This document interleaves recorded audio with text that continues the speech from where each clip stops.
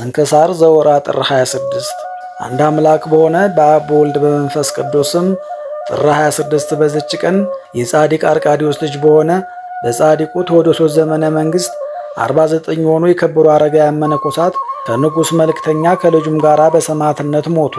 የሰማዕትነታቸውን ምክንያት ቴዎዶስዮስ ልጅ አልነበረውም። በአስቄጥስ ገዳም ወደሚኖሩ አረጋውያን መነኮሳት ልጅን ይሰጠው ዘንድ ወደ እግዚአብሔር እንዲማልዱለት እየለመናቸው መልእክትን ላከ። ከውስጣቸውም ስሙ ቢስድራ የሚባል አንድ ታላቅ አረጋዊ አለ። እርሱም ወደ ንጉሡ እንዲህ ብሎ ጻፈ። ከአንተ በኋላ ከሚነሱ መናፍቃን ጋር አንድ እንዳይሆን ልጅን ይሰጥ ዘንድ እግዚአብሔር አልወደደም። መልእክቱንም ባነበበ ጊዜ ንጉሥ ደስ ብሎት እግዚአብሔርን አመሰገነው፣ ሐሳቡንም አሳረፈ። ዳግመኛም ግብዞች ሰዎች ሌላ ሚስት አግብቶ ከእርሱ በኋላ በዙፋን የሚቀመጥ ልጅ ወልድ ዘንድ መከሩት።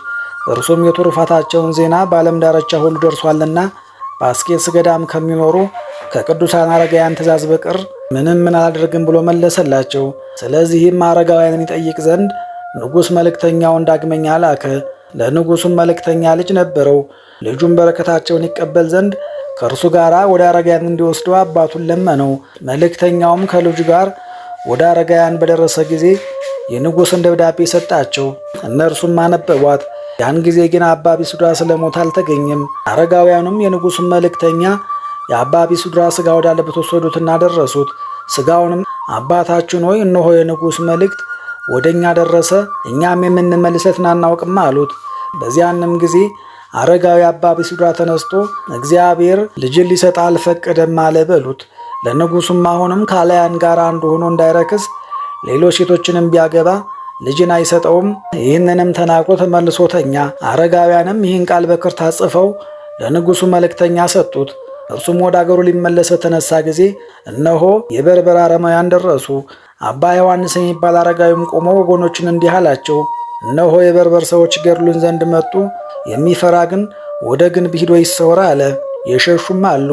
ከአባ ዮሐንስ ጋርም የቀሩ 49 አረጋውያን መነኮሳት የንጉሥ መልእክተኛም ልጅ ከጎዳና ጉዞ ላይ ዞር ሲል በአረጋውያን ሰማዕታት ራሶች አክሊላትን ሲያኖሩ መላእክትን አያቸው። የዚያም ጎልማሳ ስሙ ዲያስ ነው። አባቱንም እነሆ በአረጋውያን ራሶች ላይ አክሊላትን ሲያኖሩ ረቂቃን መላእክትን አያለሁ፣ አሁንም እንደርሳቸው አክሊልን ለመቀበል እኔ ሄዳለሁ አለው። አባቱም ልጄ ሆይ እኔም ካንተ ጋር ሄዳለሁ አለው። በዚያንም ጊዜ አረጋውያን መነኮሳት ለአረማውያን ተገለጡላቸው። አረማውያንም ገደሏቸው። የምስክርነት አክሊልንም ተቀበሉ። አረማውያንም ከሄዱ በኋላ መነኮሳቱ ከተሰወሩበት ግንብ ወርደው የሰማዕታትን ሥጋቸውን ሰበሰቡ። ገንዘውም በባት ውስጥ አኖሯቸው። በእርሳቸውም ዘንድ ሌሊቱን ሁሉ የሚጸልዩና የሚዘምሩ ከእርሳቸውም የሚባረኩ ሆኑ። የአባ ዮሐንስንም ሥጋ ሰዎች ሰርቀው በአታኑን ወደሚባል አገር ወሰዱት። ከእርሳቸውም ዘንድ ጥቂት ቀኖች ኖረ። ከዚህም በኋላ ቅዱሳኑ ወደ ቦታው መለሱት። ሌሎችም ከአገረ ፍዩም የጎልማሳውን ሥጋ ሰርቀው ወደ ፍዩም አገር ሲያደርሱት የእግዚአብሔር መልአክ ነጥቆ ወደ አባቱ ሥጋ መለሰው። መነኮሳቱም ብዙ ጊዜ ፈተኑት። የወጣቱን ሥጋ ከአባቱ ሥጋ የሚለዩት ሆነው ነበር። በጠዋትም በአንድነት ያገኟቸዋል። ከመነኮሳቱም አንዱ እንዲህ የሚለውን እስኪያይና እስኪሰማ ድረስ ለእግዚአብሔር ምስጋና ይሁን፣ እኛ በሕይወተ ሥጋ ሳለን እርስ በርሳችን አልተለያየንም፣ በጌታችን ክርስቶስ ዘንድም አልተለያየንም። እናንተ እርስ በርሳችን ለምን ትለያዩናላችሁ? ከዚያችም ቀን ወዲህ የለያቸው የለም። አረማውያንም የአስቄጥስን ገዳም ባጠፉ ጊዜ ስለ ቅዱሳን ሰማዕታት ሥጋ መነኮሳቱ ፈሩ። ከቦታቸውም አፍልሰው ወስደው በከበረ አባ መቃርስ ቤተ ክርስቲያን ጎን አኖሯቸው። የመቃብር ቦታም ሰሩላቸው። በላዩም በሊቀ ጳጳሳት ታውዳስዮስ ዘመን በስማቸው ቤተ ክርስቲያን ሰሩላቸው። ሊቀ ጳጳሳት አባ ቢንያሚንም ወደ አስቄጥስ ገዳም በመጣ ጊዜ የካቲት 5 ቀን እንዲከበር በዓልን ሰራላቸው። ይኸውም ሥጋቸው የተገለጠበት ነው። ቤተ ክርስቲያናቸውም እስከ ዛሬ አለች።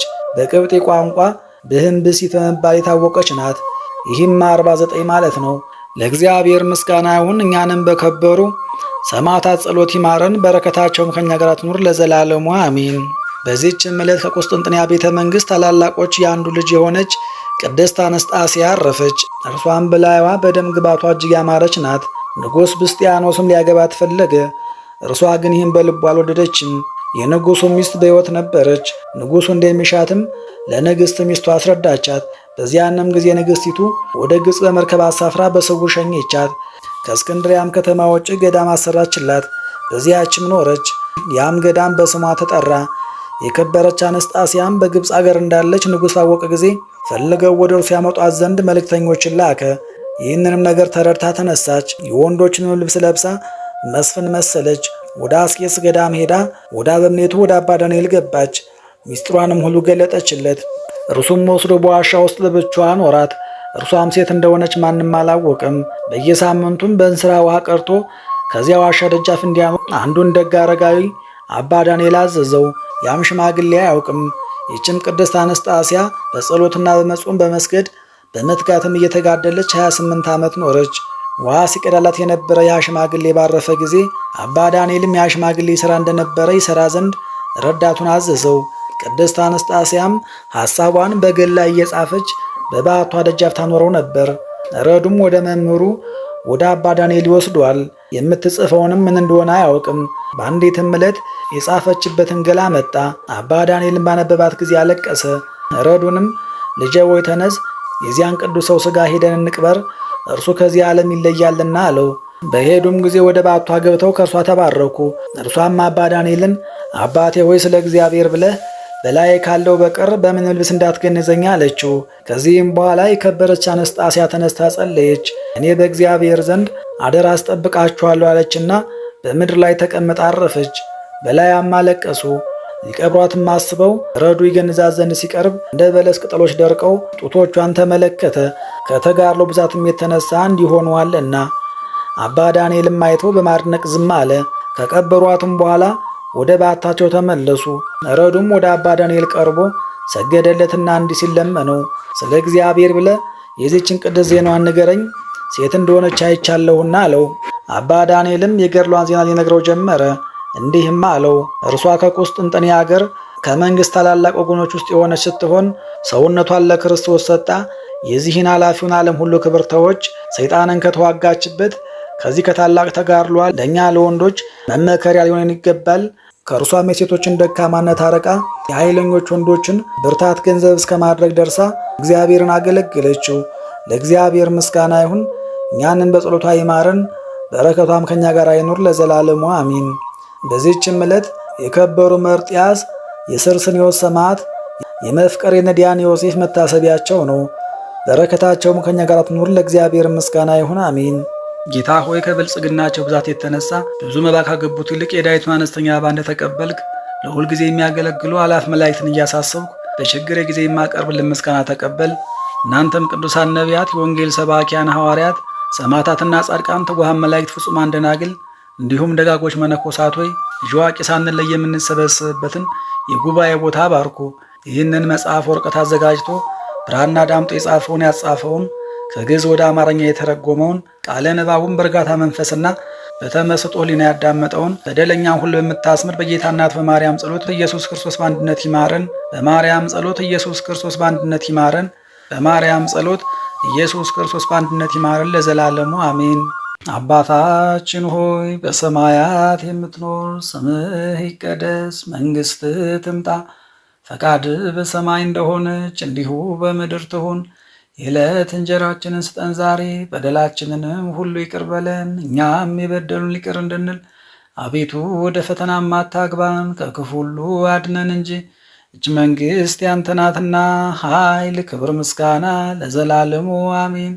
እመቤታችን ቅድስት ድንግል ማርያም ሆይ በመልአኩ በቅዱስ ገብርኤል ሰላምታ ሰላም እንልሻለን። በሐሳብሽ ድንግል ነሽ፣ በሥጋሽም ድንግል ነሽ። የአሸናፊ ልዑል እግዚአብሔር እናት ሆይ ሰላምታ ላንቺ ይገባሻል። ከሴቶች ሁሉ ተለይተሽ አንቺ የተባረክሽ ነሽ፣ የማኅፀንሽም ፍሬ ቡሩክ ነው። ጸጋን የተመላሽ ቅድስት ሆይ ደስ ይበልሽ፣ ልዑል እግዚአብሔር ከአንቺ ጋር ነውና ከተወደደው ልጅሽ ከጌታችን ከመድኃኒታችን ከኢየሱስ ክርስቶስ ዘንድ ይቅርታንና ምሕረትን ለምኝልን ኃጢአታችንንም ያስተሰርይልን ዘንድ ለዘላለሙ አሜን።